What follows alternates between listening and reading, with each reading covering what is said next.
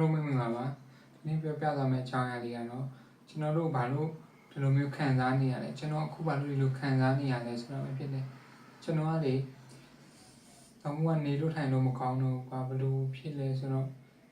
ကိုအသက်ရှင်ရတာအဓိပ္ပာယ်မရှိတော့ဘူးဆိုပြီးတော့ဖြစ်နေပြီကိုက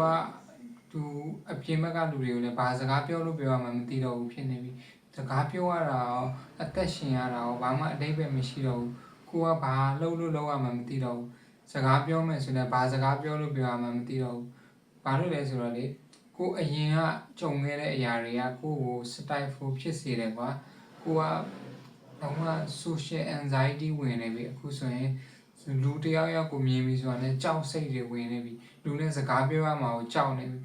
ကိုစကားပြောမဲ့စကားမှားသွားမလားသူများကိုဘယ်လိုထင်မလဲဆိုပြီးတော့မှကြောက်နေပြီအခု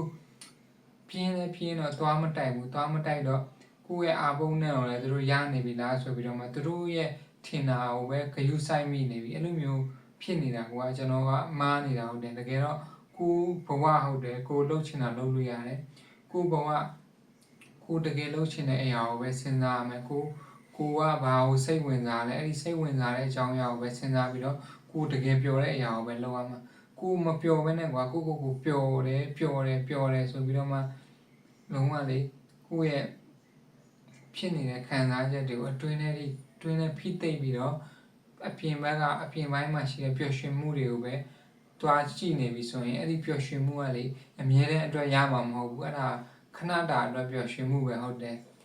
အဲ့တော့အမြဲတမ်းပျော်ရွှင်မှုတော့ကိုယ့်ရဲ့စိတ်ကရှင်းလင်းပြီးတော့မှကွာကိုယ်မှမကောင်းတဲ့စိတ်တွေကိုမရှိတော့တဲ့အထိကိုမှမကောင်းတဲ့စိတ်တွေကရှိနေမှာပဲဒါပေမဲ့အဲ့ဒီမကောင်းတဲ့စိတ်တွေကကိုယ့်ရဲ့စိတ်ခံစားချက်တွေကိုယ့်ရဲ့စဉ်းစားပုံစဉ်းစားနည်းတွေကိုလာပြီးတော့မထိခိုက်တော့ဘူးဆိုရင်ကိုက